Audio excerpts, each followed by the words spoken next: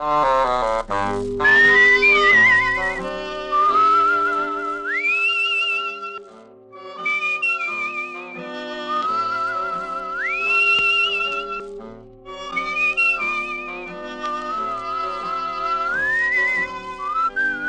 Dick Powell as Richard Diamond, private detective.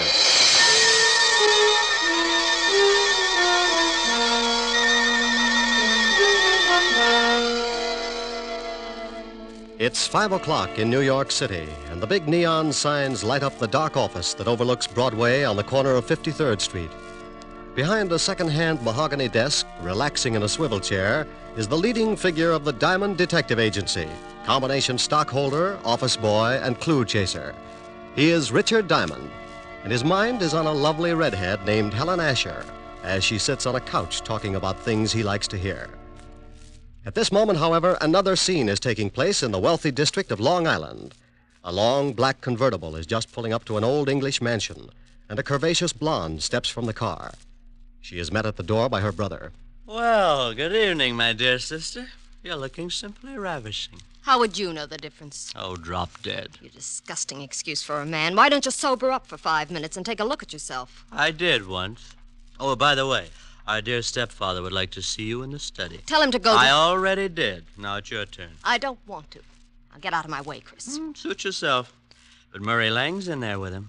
Murray? Did I start your heart going pitty-pat? Oh, shut up. You better go in and protect your money, darling. Bye, jailbird. Son. I don't care what your plans are. They concern my daughter, and that's enough for me to put a stop to them. You're not going to put a stop to anything. You can't intimidate me, Lang. You're just a cheap, no-good gangster, and your methods are too well known to frighten me. Come in! Oh, hello, Liz. Hello, Murray. I'm glad you're here, Elizabeth. Mr. Lang and I were just discussing your future. I'm surprised you put up with it this long, Murray. Come on, let's leave my dear stepfather until he simmers down. Elizabeth, I want to talk to you. Well, I don't want to talk to you. Let's go, Murray. Listen to what he has to say. Maybe you'll get a laugh out of it. Well, what is it? I've just been talking with Lang about your intention to marry him. I have advised him that if such a thing were to take place, it would result in the most serious of consequences. Is that all? No, that is not all. When you got into your trouble with the police, my dear stepdaughter, you were paroled in my custody. If I should report to the board that you had violated the terms of your probation, you would most certainly go to prison. Why, you... What's the matter? Aren't you satisfied with the salary you collect for taking care of Mother's estate? How dare you, you little Sit snip! down. You look bigger behind a desk. Well, just yell and scream all you want to. After Monday, you better start looking for another source of income. You know very well it's not the money. But your greasy boyfriend here would certainly like to get his hands on it. Look, you, I don't give a hang if you are a midget. I'm not going to stand here and listen to you. Murray. No, baby, I won't take it. I'll wring his scrawny little neck. Go on, lad, go on. It would give me the greatest of pleasure to call the police and have you locked up. I'll fix it so you won't have a head to call anyone with. Murray, leave him alone. Can't you see that's what he wants? Yes, well, Mr. Lang. Come on, Liz, let's get some fresh air. I want to say one more thing. Just remember, Father, my probation expires Monday. After that, you won't control any part of my income, so you better start getting packed. And if I report you to the probation board in the morning? I wouldn't. If you do that, you'll not only stop being my guardian, but you'll stop breathing. Get out. Get out, both of you. Come on, Murray.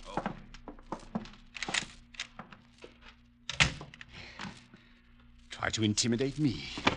I'll make them both sorry. Detectives. Private detectives, yes. Foreign. Here's one. Full-page ad must be doing very well. Richard Diamond, private detective. If you've got a case, share it with me. Richard Diamond. 7.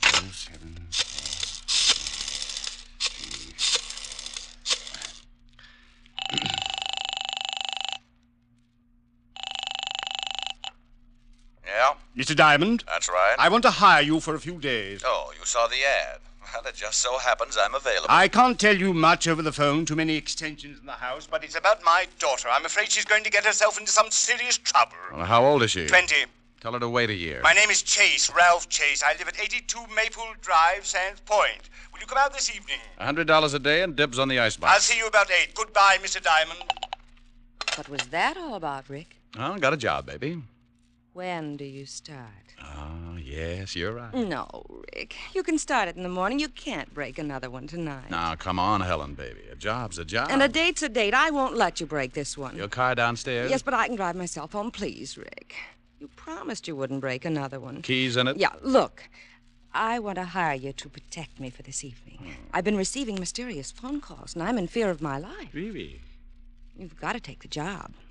Old friends come first. I'll have to get home and shave before I start working. You mean you'll take it? After 12:30. Bye, baby. You beast. Oh, you must be getting tired from driving that big car around all day. Grab a cab, honey. It'll give you some rest. I'll take good care of your car. What? Want $1 for the cab? Huh? No. On second thought, you only live about 25 blocks. Walk will do you good. Rick. Deep breathing all the way up Fifth Avenue.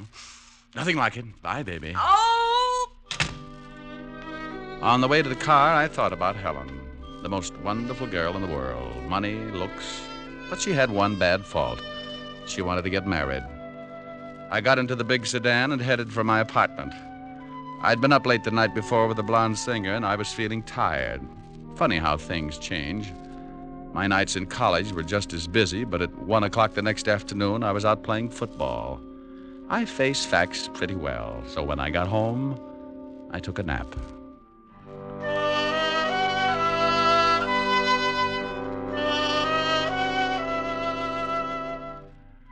I slept until 7 and got up and dressed. I drove Helen's car out to Long Island, and at 8 o'clock sharp, I was ringing the doorbell of the Chase Mansion. It was a big house, all right. If they built another one like it, Long Island would sink. Well, to someone at me chamber door. My name's Chris. Boo. Blow your booze some other direction. Your breath would wither a lung. My alcoholic exhalations are composed of the finest ingredients. You must have a weak stomach. Look, if you'll just stagger out of the way, I'd like to see Mr. Chase. Dead or alive? What? Nothing. I was just thinking out loud. Well, go right ahead. And after your talk with my stepfather, you can find me in the bar. You'll probably wind up like I am. That's a sweet thought. Where can I find your stepfather? Probably in the library, lying in my money. I left him leaning against the front door, gagging on the fresh air. I wandered down a long hallway and a big sitting room, furnished with enough antiques to make the Metropolitan Museum give up in shame. There was something about the place, a heavy quietness, like a bar of gold in a dark room. The shot had come from up ahead, and I tried a couple of doors before I found the room. Mr. Chase!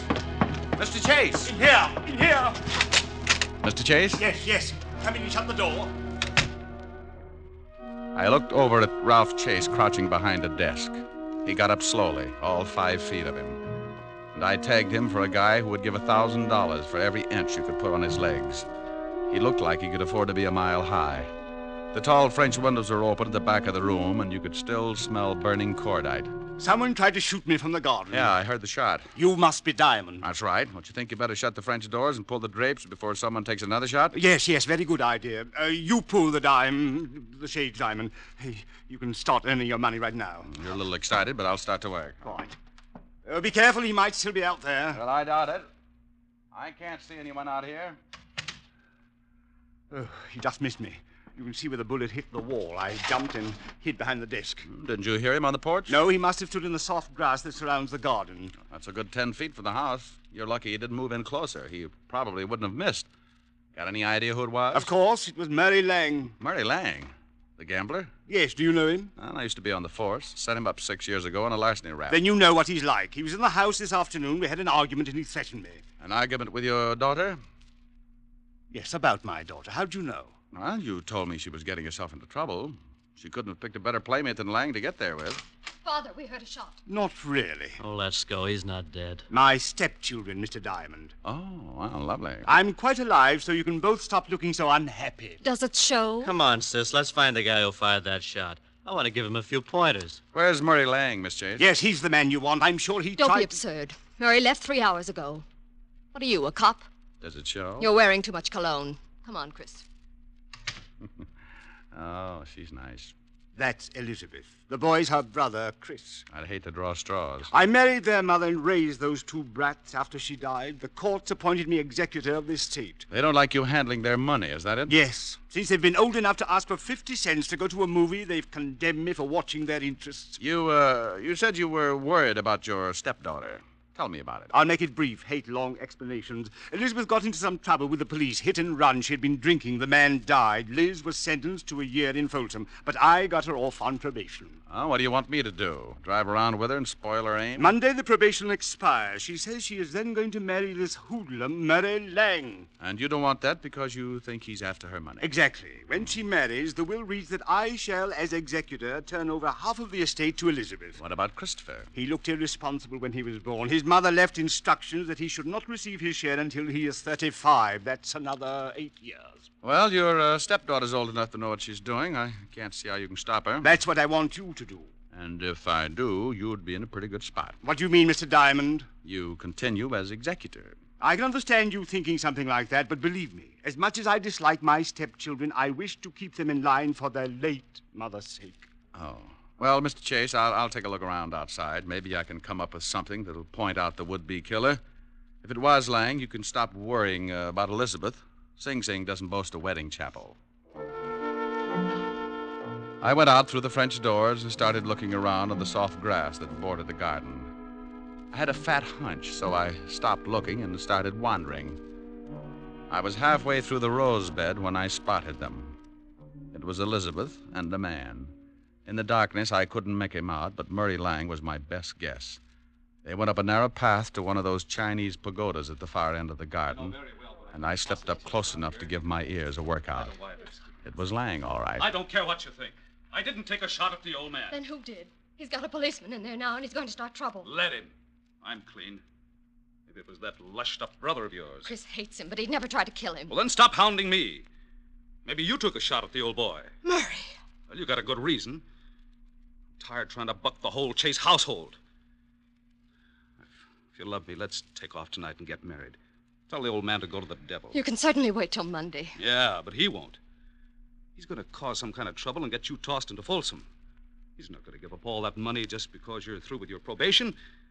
He probably cooked up that shooting just to get the cops here. Murray, what's going to happen to us? Oh, ask your stepfather. He's been doing your thinking for you. I don't have to. We'll get married Monday. Okay. I'm staying clear of this place till then. But what if there's more trouble? I haven't got anyone to turn to. You worry about it, baby. I got a police record that makes yours look like a merit badge. I was too good a target in the moonlight, so I started back up the walk to the house. As I passed a hedge, I noticed a funny-looking plant that was shoving its way out of the foliage. I'm sorry I did that. It was the Johnny Jump-Up variety, blackjack type. The guy on the other end of the sap gave it to me right over the eyes, and I went down like a crapshooter making a pass. I rolled over and watched the moon melt and run down in my eyes. Something warm and sticky spread over my face and turned the night red. Yeah, I was bleeding again. I guess I showed signs of recovering, so he started all over. This time he used his foot in my side. Oh, a couple more kicks in the ribs and in the right place, and he could have whipped up a fast course of Nola. I felt tired, so I rolled up in an old rose bush and went to sleep.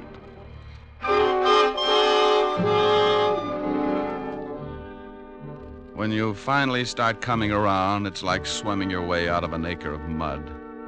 If you've taken enough beatings before, you diagnose things in a hurry. The pain in your head is where you got sapped. The ache in your ribs is where he booted you. And the thought in your mind is, it's something about an eye for an eye, if you've got one left. I sat up slowly and looked around. No one in sight, and my watch said 10 o'clock. I'd been out for an hour, and I was feeling lonely until I started to get up. I made it to one knee and looked down at the best reason I could think of for staying home nights. It was Murray Lang, and you couldn't blame him for staring. He wasn't impolite, just dead. Something on the walk beside him gleamed in the moonlight. I took out my handkerchief and scooped it up. It was a little nickel-plated .32. You could still smell the fresh powder in the barrel. I put it in my pocket and stumbled back to the house. Chris opened the door. Well, you shouldn't drink so much. I never get so loaded I look like that. Well, try it sometime. It might be an improvement. Boo. I told you once before not to do that. Now tell me, where were you 10 minutes ago? I was in the bar. Who was with you? Red and green midgets. Now let go of my collar. Okay. Where's the phone? In the hall. Hey, what's going on? Who beat you up? Nobody. I always bleed like this on warm nights. Huh? Big pores.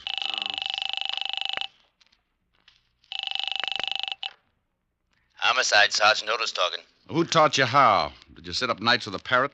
Oh, very funny. Only one guy could think up a lousy joke like that. What do you want, Diamond? A picture of you.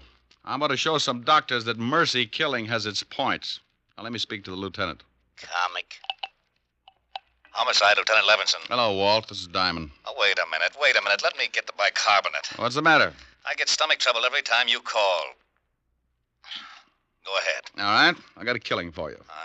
I know it. Why can't you be a good boy and stop finding corpses? I'm out at Sands Point, 82 Maple Drive. I think I've got the murder weapon in my pocket. Who's dead? An old friend, Murray Lang, and you better step on it. There's a drunk staggering around the place, and he's liable to spot the body and put it in a cold shower to sober it up. Oh, all right. We'll be right out. Hold the fort. So Mr. Lang's dead. You better stop sneaking up on people, Buster. And you'd better stop telling me what to do in my own house, Mr. Diamond. You sobered up pretty quick. I heard what you said about finding the murder weapon. May I see it? No. It stays in my pocket until Homicide gets here. Whose gun is it? It's a 40-pound broadsword. Now stop trying to look like a Chicago muscle man, or I'll start slapping there you. you are, Diamond. I've been looking for you. Great Scott, what happened to your face? Someone was giving away hints. Chris, did you have something to do with this? Hardly. Mr. Diamond has a decided advantage over me. He has muscles. I'll be in the bar. What's happened? Where's Elizabeth? I don't know, but her boyfriend's got troubles. He can't explain the hole in his chest. Lang? What do you mean? He's out in the garden. Someone shot him. Is he dead? And if he's not, he's trying awful hard. Then we'd better call the police. That's been taken care of. What kind of a gun do you own, Mr. Chase? You don't think... No, I don't. I just dig around till I come up with something. What kind of a gun do you own? Why, a 45... Now, wait a minute, Diamond. If you've got any ideas about this murder, you'd better wait until the police get here. Now, look, Chase, I've been insulted in your house, had the air let out of my ego by your beautiful stepdaughter, and beat up in your garden. That's a full night's work, and now I'm on my own time. Where can I find Elizabeth? I don't know. She may be up in her room. Oh, where is it? End of the hall, head of the stairs, first door. Thanks. It's beginning to rain. What about Lang's body? Well, if he catches cold, call me. I went down the long hallway to the foot of a massive staircase. The only light was the one burning in the room I just left. I looked over at over my shoulder and saw Mr. Chase framed in its dim glow, watching me. In that moment, I thought who Chase reminded me of. A triangle hat, his hand in his vest, and Napoleon had a twin. I went up the stairs 2 at a time. Yes? Pardon me for barging in, but some guy in the garden just beat all the bashfulness out of me. How dare you? You get out of my room. You better put on something a little warmer, honey. That thing would start a Harry Carey epidemic in Boston. What do you want? Yeah. What did you do after Lang left you in the garden? What? Big ears. I overheard everything you said. I see someone pushed your face around. It's an improvement. Did Murray catch you eavesdropping? Well, if he did, he won't have much time to gloat. What do you mean? If you've done anything Aren't you to Murray... getting ready for bed a little early? I don't know what you want. I don't have to answer any of your ridiculous questions. Now, if you don't turn around and get out of here... What's the matter, baby? The drawer empty? Lose something? No. Maybe this is it. Where did you get that gun? It was lying in the garden beside your boyfriend's body. Beside it. That's it, lover. Now sit down and relax. Is Murray dead? Like Jimmy Fiddler's gossip column. Didn't you hear anything after Murray left you? Oh, no. I was crying and I ran back to the house and came up here. Is there another way back to the house besides the path that Murray took? It's one that leads to those outside doors. I came right to my room. Please leave me alone. This is your gun, isn't it? Yes, but I didn't do it. I didn't. Murray and I were going to be married Monday. Ballistics will probably show it's the one that did the job.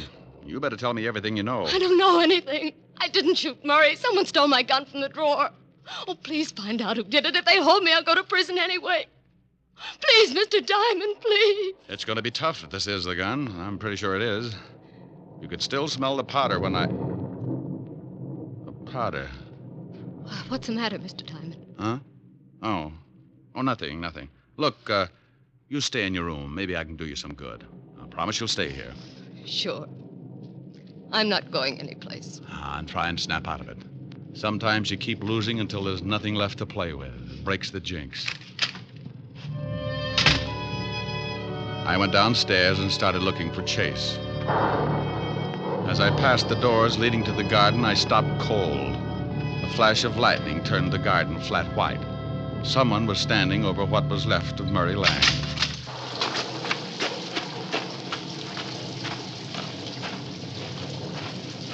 Well, like the view? Oh, Diamond.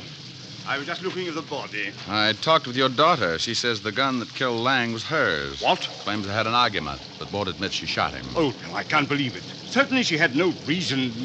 Unless... Unless what? Well, unless she found out Lang was just after her money. Well, that's possible. Anyway, if she did do it, I still can't figure who worked me over. Maybe it was Lang. You told me yourself he didn't like you. Maybe it was Elizabeth. Oh, no. It would have to be somebody very strong. She might have kicked you, but never could she have hit you hard enough to crack your head open like that. Yeah, tell me, when does Elizabeth come into her money? Why, at the end of the probation. The court set it aside until she was cleared of all charges. Who gets it if she goes to prison? Well, I'm the sole executor of the estate, but she's not going to jail. She didn't do this thing. I'll get the best counsel in the country. I'm sure you will. Tell me something, Chase. It's pretty obvious that my face got pushed around, but how did you know my ribs got the same treatment? What? It doesn't show. It just hurts. Why, well, you told me. What are you getting at, Diamond? You'd have to reach pretty high to sap me, but if you were mad enough, you could make it. This is absurd. I'm going inside. And when I get grouchy, it's better to listen. I'm liable to use you to make the flowers grow. Go ahead, Mr. Diamond. I'm listening. Well, everybody in this house has some sort of motive for killing. With Elizabeth, it could be the old story of a woman scorned. With your lushed-up stepson, he could want to put the blame on his sister so he'd get more than his share of the estate. And we certainly know you stand to profit if Elizabeth goes to prison, because you retain custody of the family fortune. I'm getting wet, Mr. Diamond. Everybody's story's weak, but only one of them doesn't stand up. You said earlier this evening someone tried to shoot you from outside your library. Of course they did. You have the shot and saw the bullet hole. That's right, I did.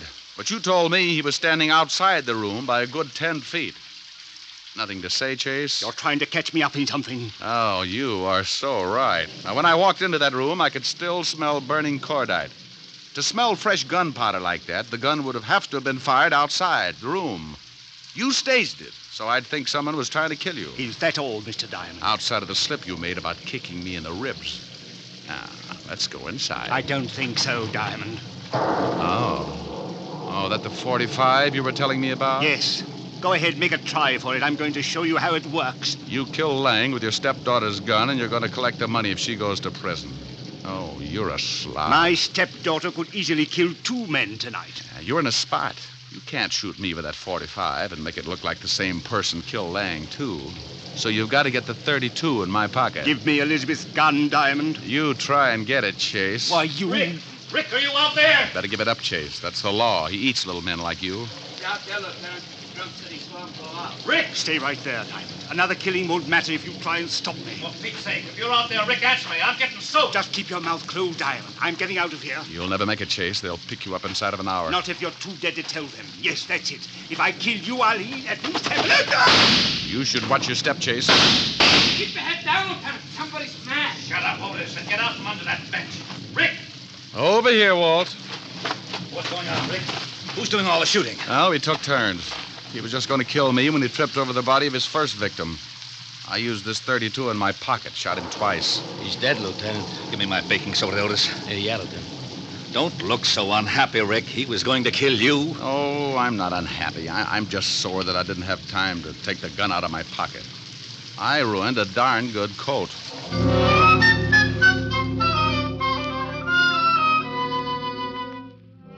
The 3 of us went back in the house, and Otis took Christopher up to bed so he could sleep it off. Walt listened to the story as I told it to Elizabeth. She cried a little and thanked me with her eyes. Walt went downstairs to clean things up, and I sat by her bed until she went asleep. She didn't even wake up when I kissed her goodbye. Oh, I guess it was better that way. I said goodbye to Walt and Otis and headed for 975 Park Avenue. I was late. My face could use a mile of bandage. I hoped Helen wouldn't mind. Yes?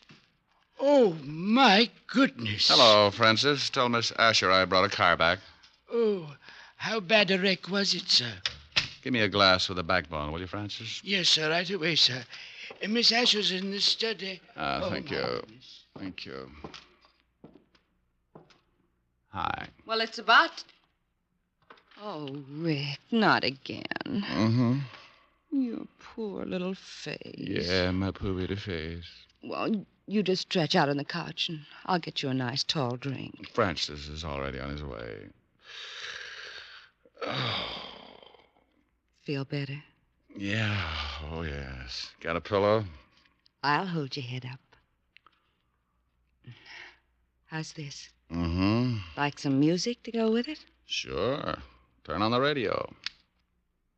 You comfortable? Mm-hmm. How about you? Uh-huh. That music sounds like San Francisco. Remember the top of the mark? Yeah, fun too. Mind if I turn off the light? The glow from the fire is enough. You're cute. Better? Much. The snow is snowing, the wind is blowing, but I can weather the storm. A little high. What do I care how much it may storm? I've got my love to keep me warm. Mm-hmm. Me. I can't remember a worse December. Just watch those icicles fall. What do I care if icicles fall? I've got my love to keep me warm. I like your singing, too. Thanks. Off with my overcoat, off with my glove. I need no overcoat. I'm burning with love. My heart's on fire. The flame grows higher. So I will weather the storm. Why do I care how much it may storm? I've got my love to keep me warm. That was nice. Hey, why did you turn the radio off? This is nicer. Come here, Rick. Oh, honey.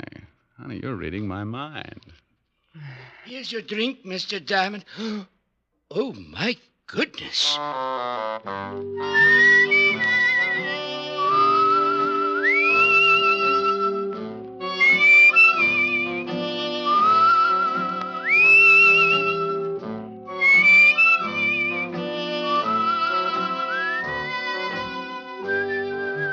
You have just heard the fourth of a new series, Richard Diamond, Private Detective, starring Dick Powell. Helen was played by Virginia Gregg, Lieutenant Levinson by Ed Begley. Also in our cast were Wilms Herbert, Betty Moran, Jay Novello, Jack Edwards, and Tal Avery. Music was under the direction of David Baskerville.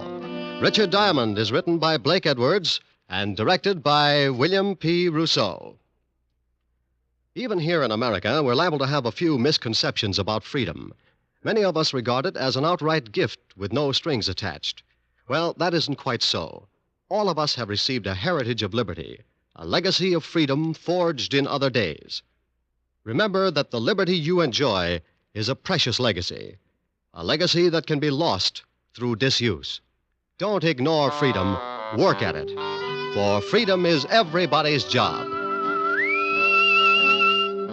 Now, this is Eddie King, inviting you to be with us again at the same time next week when we will again bring you Dick Powell as Richard Diamond, Private Detective.